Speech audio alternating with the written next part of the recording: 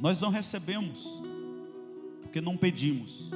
Nós muitas vezes ficamos muito atrelados à segunda parte que diz porque pedimos mal. Mas deixa eu dizer uma coisa: se você não fizer a primeira parte, você não vai saber da segunda. Como é que você vai saber que você pediu mal se você não pediu? Então eu quero que você fique ligado nessa primeira parte, que a palavra fala sobre pedir. Essa semana eu estava ouvindo algumas ministrações e especificamente sobre a oração de petição. E Tiago começa a falar sobre a oração de petição e ele diz no versículo 3, não recebe porque não pede. No versículo 4 ele fala sobre pedir mal, mas no versículo 3 ele diz: vocês não recebem porque não pedem. Existe um vasto ensinamento sobre a oração de petição na palavra, desde o Antigo Testamento como no Novo Testamento. Jesus mesmo fala sobre a questão de pedir, e ele fecha a questão dizendo que quem pede recebe. Quem pede recebe. Aquele que pede recebe. Jesus deixa isso bem claro. E isso nos mostra, amados, que aquele que não pede não recebe. Também Paulo falando em Efésios sobre pedir, Efésios 6, 18 por diante, ele fala que nós precisamos apresentar ao Senhor as nossas necessidades com súplica, petição, ações de graça. Uma palavra petição está ali. E ele diz que nós precisamos tornar conhecido diante do Senhor as nossas petições. Quando nós vamos lá para Isaías, Jeremias e alguns outros profetas do Velho Testamento, eles entendiam que se não pedíssemos, Deus não ia fazer nada. E quando nós estudamos sobre a oração de petição, muitas pessoas não têm visto coisas acontecerem na vida porque não pedem. E a oração de petição, amados, é uma oração tão bíblica quanto ações de graça, quanto outras orações. Mas eu quero me deter um pouco sobre a oração de petição, que às vezes nós somos tão craques em estar reclamando, murmurando do que não temos, do que abrir a nossa boca para pedir ao Senhor. Muitas vezes nós estamos pedindo outras pessoas para pedir a Deus por nós, mas nós mesmos somos fracos nessa oração. João escreve, 1 João 5,14, 3,14, ele diz: essa é a confiança que temos para com Ele, que se pedirmos. Eu posso te levar a vários textos que talvez esse ano você não tenha alcançado nada porque você foi fraco na oração de pedir. João disse: essa é a confiança que temos para com Ele. Essa é a confiança que temos para com Ele. Se pedirmos alguma coisa, se pedirmos alguma coisa, se pedirmos alguma coisa. Quantas vezes você pediu? Porque às vezes, mas nós estamos dizendo que não temos. Nós estamos murmurando, e Deus não age em cima de murmuração, nem necessidade. Deus age acima de fé. Deus não responde o que você pensa, o que você deseja. Deus responde o que você pede. Diz assim comigo: Deus responde o que eu peço, não o que eu desejo ou o que eu penso. Nós não temos base bíblica para dizer se eu estou pensando, ou eu estou precisando, eu estou desejando isso. Não, a palavra diz que Deus responde o que pedimos. Jesus disse: aquele que pede é aquele que recebe. Ele deixa bem claro. Ele diz: aquele que pede. Tiago, ele diz: vocês não têm porque não pedem. Não tem porque não pedem. Que a gente ficou tão focado na segunda parte desse versículo que a gente acaba deixando de pedir. E sabe que se você não pedir, você não sabe se você pediu mal, porque se você pedir segundo a vontade do Senhor, a Bíblia garante que vai ser respondido. E você vai saber se você pediu mal ou não de acordo com o que você pediu. Qual o propósito de você ter pedido algo a Deus? Para que você tem pedido? Qual o propósito? Eu acho que você é inteligente o suficiente para saber se seu pedido é bom ou se é mau. Se não for bom, Tiago, ele disse uma razão ali.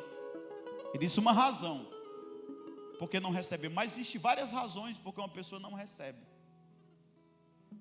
E o das tais é para gastar nos seus próprios deleites. Então todo tipo de oração que você pensa em você quando você ora é uma oração mal e provavelmente não será respondida.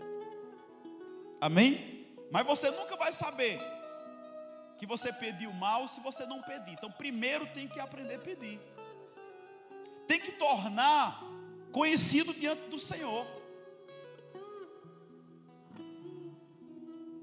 A palavra vai dizer muitas vezes, traz à memória. Todas as manhãs, amados, eu oro a respeito de uma coisa. De mais de uma coisa. Mas eu tenho dito ao Senhor, Pai, a tua palavra diz. Eu tenho trazido à memória do Senhor o que a palavra dele diz ao meu respeito. Eu tenho orado sobre as minhas finanças todas as manhãs. Eu me acordo pelas manhãs e a primeira coisa que eu faço é minha devoção, é diante do Senhor. E eu digo, Pai, a tua palavra diz que o Senhor há de suprir todas as minhas necessidades. E eu estou precisando até janeiro de uma quantidade em dinheiro. Naturalmente eu não tenho até janeiro esse dinheiro. Mas eu tenho dito ao Senhor, Pai, a tua palavra diz que o Senhor é o meu pastor, que não vai me faltar nada. Pai, a tua palavra diz que o Senhor há de suprir cada uma das minhas necessidades. E aqui está esse montante, que é para suprir. E hoje eu estava conversando com o Senhor e lembrando, Pai, se eu estivesse trabalhando no secular, faz 19 anos que eu estou aqui. Se eu estivesse trabalhando no secular, eu e Edna, há 19 anos, com certeza em janeiro, eu teria esse dinheiro. Eu teria esse dinheiro. Mas faz 19 anos que nós deixamos tudo por ti. E eu não acredito, eu me recuso a acreditar que em janeiro eu não tenho esse dinheiro trabalhando para você. A minha conversa com Deus é assim, é essa. Eu creio que a tua palavra diz que o Senhor suprirá as minhas necessidades, não somente as espirituais. Eu estou muito bem, obrigado espiritualmente. Estou bem na minha alma, no âmbito da alma, da mente. Estou bem no âmbito da família. Mas nas minhas finanças eu estou precisando de tanto, Senhor. Até janeiro, o Senhor sabe. E a tua palavra diz. E eu começo a trazer a lembrança ao Senhor de tudo que Ele diz. Porque o que vai funcionar, amados, na oração de petição principalmente, não é você orar o que você acha que é, mas você orar a palavra. A palavra foi feita para orar. E Isaías falando sobre isso, Deus dizendo, me apresenta as tuas razões, entra em juízo comigo, senta na mesa comigo, me apresente as tuas razões, para que eu possa te justificar. Então, amados, pelas manhãs eu apresento as minhas razões ao Senhor, e eu creio em um Deus que justifica cada uma das minhas apresentações. Agora a palavra diz, amados, que Isaías diz que Deus espera.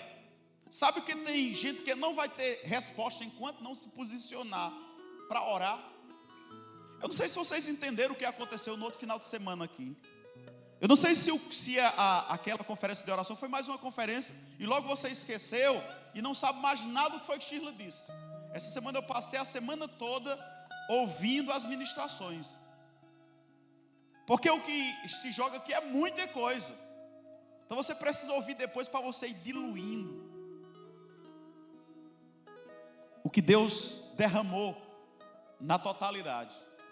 E eu tentando entender, Pai, o que tu quis transmitir nessa conferência? O que foi que eu não consegui pegar e agarrar e conferir?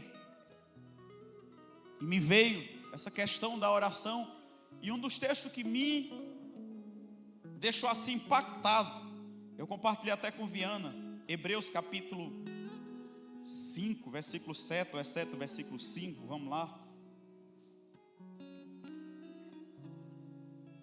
Eu disse para a Viana, eu nunca tinha visto isso aqui. Eu não sei se você já passou por alguma coisa que você diz, eu nunca vi. Estava escrito aqui, eu nunca vi. Ou foi Luana Maia, acho que foi Luana que falou na sexta-feira à noite. Esse mesmo texto aqui, eu disse, não, tem alguma coisa aqui, nesse texto aqui que é para mim. Ele está falando de Jesus, e ele diz que Jesus, nos dias da sua carne, tendo oferecido com grande clamor, lágrimas, orações, súplicas, ao que podia livrar da morte, e tendo sido ouvido, por causa da sua reverência. Amados, se Jesus orou, se Jesus clamou, sabe, amados, eu conversando com Shirla sobre a oração em línguas, nós ficamos tão acostumados em oração em línguas e língua que a gente está orando em língua como masca chiclete. A gente perdeu o entendimento de orar em línguas. E sabe que essa oração sem entendimento não serve de nada? Enquanto eu estava ali em cima orando, veio aquela palavra que Jesus disse, os que creem falarão em novas línguas. Novas línguas é para ser orado por fé, meu irmão. Porque se você orar muito tempo perto de um papagaio em línguas, ele vai aprender a orar. Só que não serve de nada. E eu vejo muitos crentes orando como papagaio, não serve de nada a sua oração. É tanto que não serve de nada, que faz aquela zoada todinha, no dia que a pressão vem, quer pular da ponta, quer se desesperar. Ninguém pode dizer que é feio, que quer partir para cima. Se o líder colocar outra vez na escala, já fica bravo, não tem tempo. Eu vou morrer trabalhando 3 vezes na escala por mês. Crente fraco, amados. Crente que já está orando no automático, não serve de nada. Tem que ter fé para orar em línguas. Se você está orando língua e não está botando fé, meu irmão, não serve de nada. Tem coisa que é sacrifício de tolo. E Jesus diz que os que creem falarão em novas línguas. É para quem crê, meu irmão. É para orar crendo. É uma oração que empenha fé. Empenha fé. Você vai começar a orar pela fé e você vai ter uma intenção forte e poderosa no que você está fazendo. Porque se você estiver orando em língua como está mascando chiclete, não serve de nada. Sabe o que é não servir de nada? É isso. O ano passado eu passei uma pressão dos infernos na minha vida. E eu não contei isso para a igreja, eu contei na escola de ministro, eu contei na conferência dos homens, mas eu quero compartilhar com vocês que estão aqui hoje de manhã. Eu passei uma pressão do inferno, o inferno se apresentou a mim o ano passado. E durante 20 dias, durante 20 noites, eu não dormi. Houveram dessas 20 noites que eu orei a noite inteira em línguas. E eu fiquei tão preocupado, veio uma preocupação na minha mente, que eu estava com depressão. Ninguém soube disso, na época nem Edna soube, Edna veio saber depois. E todas as noites, meia-noite, 1h da manhã, eu acordava com coração acelerado, taquicardia, sudorese, assombrado. E eu fui olhar na internet, é tudo quem está com depressão. E eu disse, Satanás, eu não aceito. Eu sou filho de Deus, eu sou pastor, eu sou um homem que prego a fé. E eu não aceito. Só que não é você dizendo e ficando olhando para o tempo que nem uma bestalhada, não, queridos. Tem que entrar na guerra. Diga, irmão, que está ao seu lado, tem que entrar na guerra. E sabe que eu acordava de noite e eu não ia para a televisão não, nem ia para o WhatsApp, nem ia para o Facebook não. Agora deixa eu dizer uma coisa pior, é que eu não sabia o que era, não sabia como orar, e eu estava lendo línguas depois do Pentecostes. E eu aprendi naquele livro algo chamado peso de oração. Um peso de oração que vem sobre a sua vida. E esse peso de oração não deixa você dormir. E irmão Rega dá vários testemunhos nesse livro. E por 20 noites, eu orei todas as noites. E houveram noites que eu orei a noite toda. Eu acordava e o sol estava levantando. E uma guerra por dentro. Não era com Satanás, amados. Porque Satanás está debaixo dos meus pés. Amém? Era comigo e com Deus para entender o que estava acontecendo. E o diabo quis me fazer acreditar que eu estava com depressão. Mas no meu espírito, dentro de mim, o Senhor dizia: depressão não lhe pertence mais. É maldição da lei. E Cristo levou toda a maldição. Mas eu precisei me levantar. A palavra diz aqui, amados, Jesus no dia de sua carne, tendo oferecido a Deus grande clamor. Essa palavra grande clamor no original é gritos intensos, rogos por dentro. Quando foi que você se deu a esse tipo de oração? Jesus fez esse tipo de oração. Quando foi que você decidiu levantar a sua voz com grande clamor? Se Jesus fez, meu irmão, se Jesus fez, minha irmã, imagino eu e você. Se não fizermos, estamos derrotados. Jesus levanta grande clamor e lágrimas. Essas lágrimas unidas ao grande clamor, amado. Se você ler Apocalipse diz que as nossas lágrimas, elas são colocadas em um vaso de ouro nos céus e é levado diante de Deus. Mas é para aquele que chora. Quando foi que você chorou com clamor na presença de Deus? Ou você não sabe o que é isso? Ou você nunca teve a experiência de um choro debaixo de um grande clamor diante do Senhor? Talvez a coisa está do jeito que está porque você não provou ainda desse nível na oração. Porque, amados, muitas vezes nós chegamos aqui, nós temos uma conferência e nós simplesmente aumentamos o nosso conhecimento, mas não praticamos nada. E conhecimento sem prática não vale nada, amados. Conhecimento sem prática não vale nada. Mata. Tem muita gente morrendo porque eles estão dizendo: eu sei disso, eu sei disso, pastor, eu sei até onde está escrito, pastor, eu tenho tudo notado na minha agenda. Mas se você, amados, não tem clamor e lágrima, a sua agenda pode jogar no lixo. As suas anotações não servem de nada. As minhas anotações não servem de nada. O que serve é o meu clamor e as minhas lágrimas diante do Senhor. É o que serve. É o que vai mudar a circunstância. É o que vai fazer a diferença.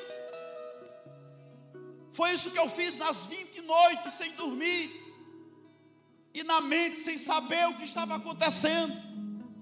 E o diabo dizendo: você está na depressão, você tem que procurar o psicólogo, o psiquiatra. Não tem problema com isso não, amados.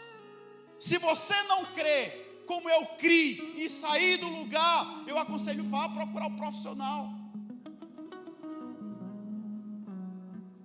Mas se você decidir não ir, Você tem que tomar uma posição pesada. Você tem que ser violento com o inferno. Você vai ter que passar noites inteiras orando em línguas. Porque 20 noites depois eu não acordei. Porque eu ia dormir, dormia 1 hora no máximo e acordava atormentado. Numa tormenta, era isso aqui. Isso aqui que Jesus passou. E nos dias da sua carne, tendo oferecido grande clamor e lágrimas, orações e súplica, ao que podia livrar da morte. Esse é o sentimento. O sentimento era esse aqui. 1 ano depois, Deus veio me colocar um texto diante de mim, do que eu estava passando. Oração e súplica, do que podia livrar da morte. Sabe o que Jesus passou, queridos? Quem aqui, não precisa levantar a mão, já teve um familiar jurado de morte? Não é terrível o sentimento? Quem passou por isso sabe. Um marido, um filho, um parente, até um amigo, que estão dizendo, uma gangue, uma pessoa jurou fulano de morte. O sentimento é terrível. Então o sentimento, amados, era esse. Eu conheço pessoas que têm, ou que tiveram pessoas juradas de morte, e elas, pastor, eu não durmo. Pastor, eu não consigo me alimentar. Eu estava passando por esse sentimento sem entender nada, amados. E aqui, Jesus passou por esse sentimento, ao que podia livrar da morte. Sentimento de morte. E uma noite eu não me acordei. Dormi a noite inteira. E amanheci com plena paz e santo gozo. E até hoje eu durmo a noite inteira. Aleluia, e me acordo em plena paz. Só que eu descobri uma coisa: eu não preciso mais viver a experiência para orar. A primeira coisa que eu faço pelas manhãs é levantar um grande clamor, ações de graça, oração em línguas, amém, todas as manhãs. E aquele sentimento depressivo sumiu, como se eu nunca tivesse tido. Mas foram 20 noites terríveis. Tem algumas pessoas que sabem do que eu estou falando. Você acordar com o coração acelerado, suado, desesperado. O telefone toca e você, sem saber o porquê, você se assombra.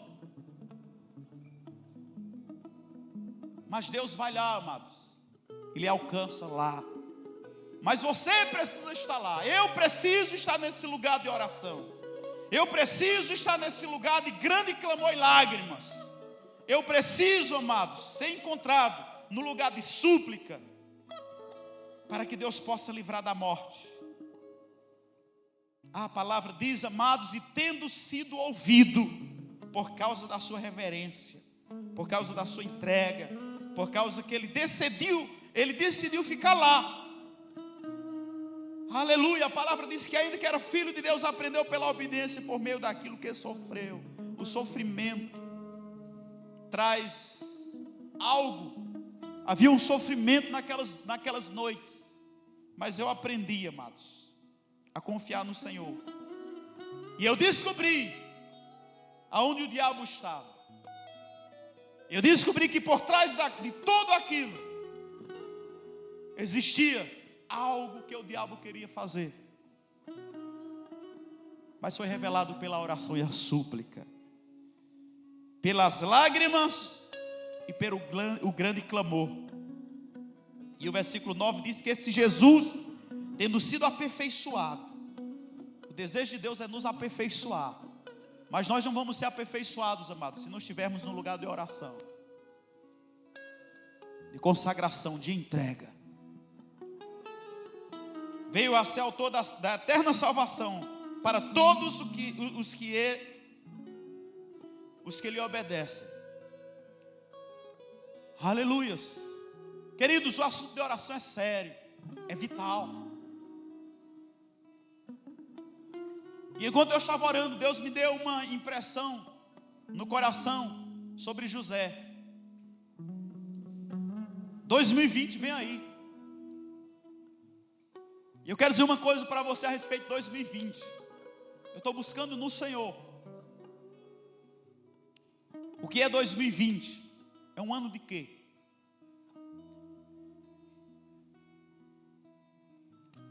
(2020), amados.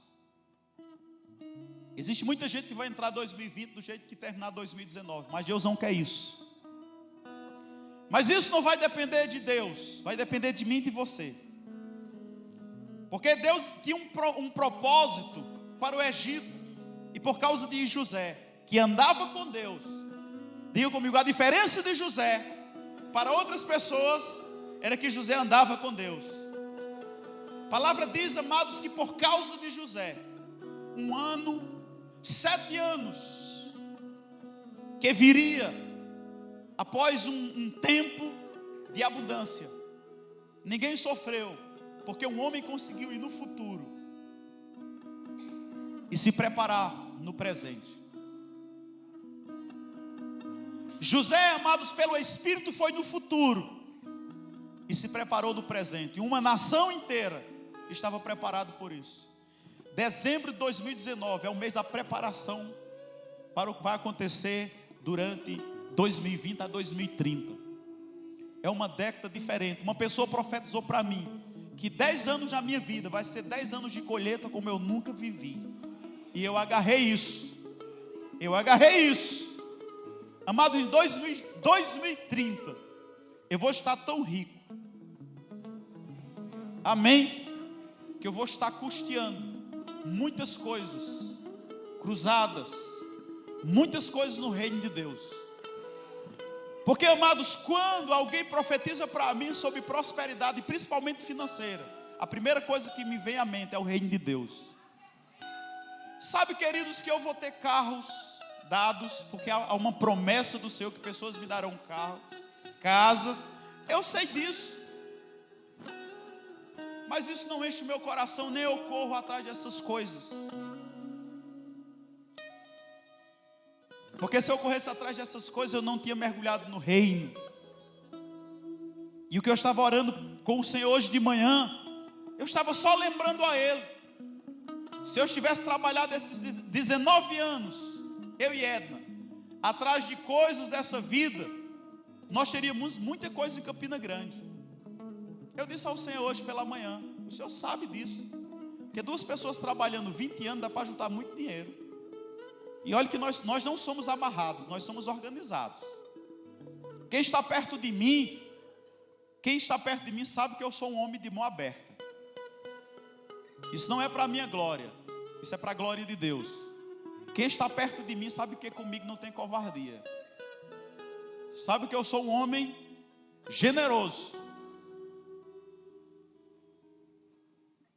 E sabe, queridos, eu conversando com o Senhor hoje de manhã, e eu disse a Ele, Pai, o Senhor sabe muito bem que se nós tivéssemos trabalhado esses 19 anos juntando, nós teríamos muitas coisas, naturalmente falando, mas não teríamos apresentado a Ti as vidas.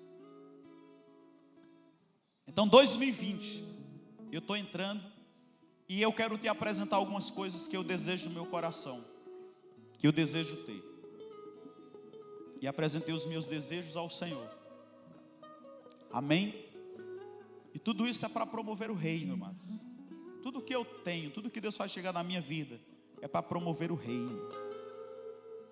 Esse ano nós tivemos a oportunidade de alugar um apartamento melhor em Campina Grande. E eu disse para os irmãos, é de vocês. Quando vocês forem para Campinas, está aberto. É para vocês serem abençoados juntamente comigo. Amém? Eu não quero nunca deixar de ter um coração generoso. Eu quero ser conhecido pelo homem generoso, não pelo homem amarrado, pelo mesquinho, mão de vaca, suvino. Deus, longe de mim esse espírito do inferno, amados. Longe de mim isso. Eu quero ser conhecido pelo homem generoso, um homem que plantou, um homem que deu. Porque eu comecei isso com a minha vida, com a minha casa, com a minha família. E se eu pude plantar a minha vida, minha casa, minha família no reino, eu posso plantar dinheiro, eu posso plantar qualquer coisa que Deus mandou fazer. Amém? Aleluias. Mas deixa eu te dizer, enquanto eu estava orando, Deus me falou sobre José. Deus me falou sobre José, queridos. Estava ali tratando uma coisa no meu coração sobre José. E esse mês é um mês de dedicação, de entrega mesmo. Nós estamos começando bem. Estamos começando bem. Porque esse mês de dezembro vai definir, vai abrir a porta para 2020. E eu não sei se esse mês de dezembro vai ser como os demais meses para você. Ou nós vamos enganar a nós mesmos. O pastor Edilson de Lira publicou algo da Black Friday, uma promoção que o ano passado era R$ 79,90 e esse ano está R$ 79,90. E ele colocou Black Friday ou... Não, ele falou alguma coisa sobre fake, ou Black Fake, alguma coisa assim. Que esse ano caiu muito a questão do fake news, né? Notícias falsas, acho que foi Black Fake que ele colocou. E ele botou uma ministração lá para nós.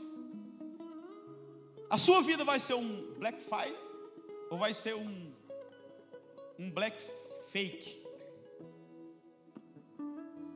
Vai depender de você. Será que dezembro vai ser como os demais meses? Porque eu estou entrando em 2020 como alguém que vai casar. Eu não sei você, mas 2020 eu estou com a expectativa como alguém que vai casar. Alguém que vai casar, queridos, é como diz um colega de ministério, que é como alguém que está com dor de barriga. Quanto mais perto chega o banheiro, mais a coisa aperta. Você já viu, se você está longe, aí você, estou com uma dorzinha de barriga, aí vai chegando perto do banheiro, e quanto mais chega, quase que eu não chegava. É como quem vai casar. Então eu estou com uma expectativa muito grande para 2020. E eu não quero, amados, chegar em 2020 como foi 2019. Eu não sei você. Esse mês é um mês de oração. Eu acho que a gente precisa dobrar as nossas orações para a gente ir no futuro. Amém?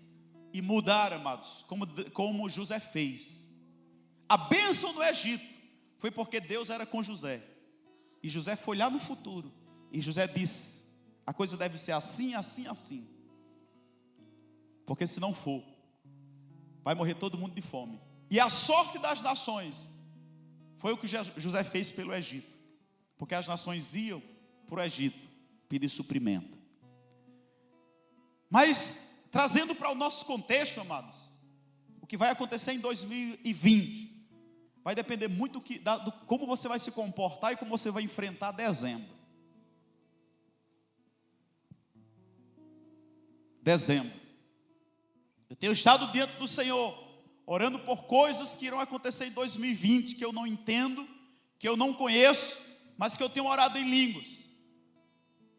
E no Espírito eu já tenho ido em 2020. E eu sei que 2020 vai ser um ano inusitado na minha vida em ministério e na vida e ministério de pessoas que estão perto. Pessoas que estão perto de nós. Se prepare para coisas acontecerem. Porque coisas vão espirrar da nossa vida e ministério e salpicar em você. Amém? Coisas vão explodir da nossa vida e ministério para a vida e ministério das pessoas que estão perto. Não fique longe, porque a sua distância vai ser um dos impedimentos para você não ser alcançado por aquilo que está na nossa vida. Aleluias. Aleluias. Então José, queridos, esteve orando e buscando ao Senhor o que fazer para o futuro. E eu quero dizer uma coisa para você: não pergunte ao Senhor quanto de azeite Ele tem, junte as vasilhas. Nós estamos vivendo um mês de juntar vasilhas vazias. Não fica dizendo: Senhor, Quanto de azeite o Senhor tem? Não queira saber. Porque o nosso problema é esse. E esquecemos das vasilhas. Não procure saber o quantas pessoas Deus pode alimentar. Prepare, como aquela criança, o peixe e os pães. Aleluias. Para de saber, perguntar ao Senhor como vai ser, quanto vai ser, que tamanho. Junte as vasilhas. Diga ao irmão que está ao seu lado, me empresta a vasilha. Porque se você for observar direitinho, amados, o azeite não faltou. Faltou vasilha. O azeite não faltou. Faltou as vasilhas. Não faltou azeite. Faltou as vasilhas. E 2020 não pode faltar vasilha. Porque uma coisa eu te garanto, não vai faltar azeite. Aleluias. Não vai faltar azeite. Não vai faltar azeite. Aleluias. Diga, não vai faltar azeite.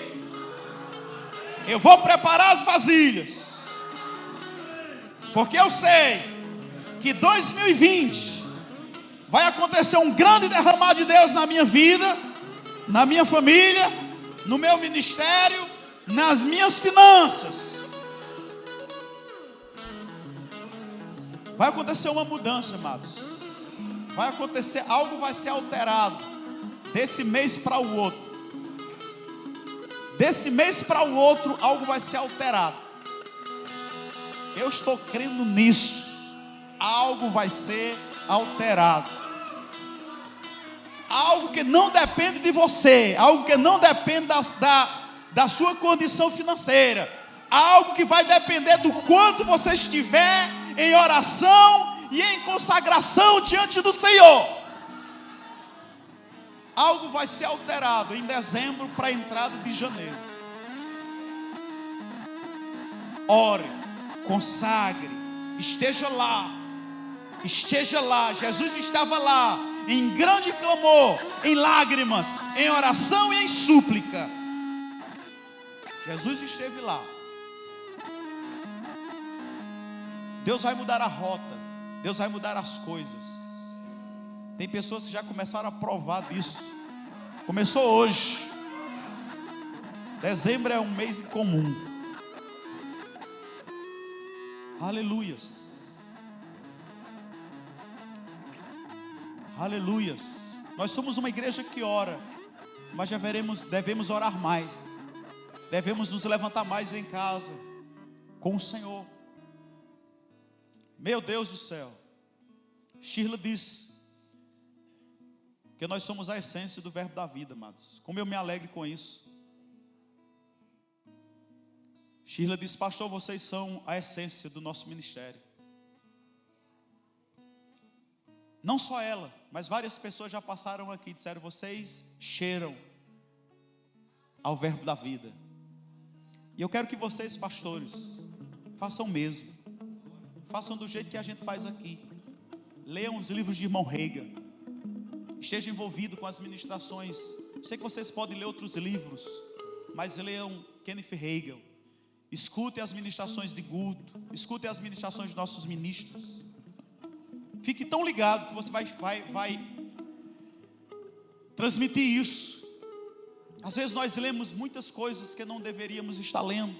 Ouvimos várias pessoas de outros ministérios e queremos cheirar a verbo da vida. Não vamos cheirar a verbo da vida. Não tem nenhum problema você ler outros ministérios, ler outros autores, mas você não vai cheirar a verbo da vida se você está ligado com outra visão. Então, pastores, faça como eu faço. Eu tento fazer o simples, o mais simples possível. Desde a direção do culto, desde as músicas, desde o culto de oração, da consagração, a coisa simples. Estava ouvindo um ministro dizendo que às vezes as pessoas não vêm para a oração, é porque os pastores cansam demais o povo. E Deus não está podendo trabalhar. Às vezes a gente tem uma liturgia muito pesada, muito nossa. Faz a coisa maneira. Amém? Vocês que dirigem, vocês que oram, vocês que estão aqui quando eu não estou. Façam do mesmo jeito, não cria, não inventa. Só faz do mesmo modo. Amém? E a coisa funciona. Eu vou dirigir um culto, eu não passo meia hora lá tentando, não. Abriu, falou sobre os de oferta, orou pelas pessoas, tudo rápido. Deixa a palavra fluir. Não torna cansativo. Aleluia, essa é a nossa essência. Esse é o nosso verbo da vida de ser. Aleluias. Sabe, queridos, eu não quero dizer nós somos, não. Eu quero expressar, não por palavra, mas que as pessoas cheguem aqui e saibam, é isso aqui. Isso aqui é verbo da vida. É isso aqui, é o que nós vemos. Era o que pastor Bando queria, que Guto quer que aconteça. É isso aqui. Aleluias. É isso aqui. Estamos ligados a essa visão e é uma promessa para nós, amados. Amém? Seja simples, seja você. Ame o povo, pastores, ame o seu povo. Ao invés de dizer que eles não têm jeito, diga tem jeito, eu amo. Eu cubro eles com oração.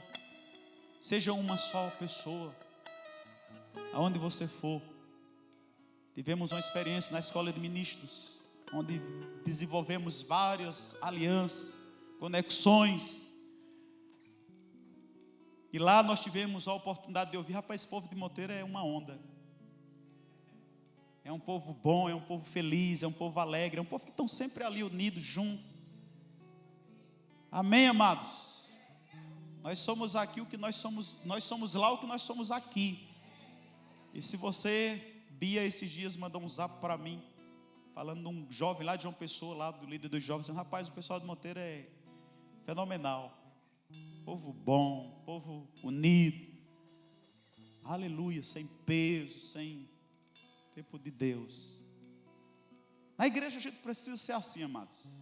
Eu não consigo ser outra pessoa, além do que Deus me mandou ser. Amém? Aleluias.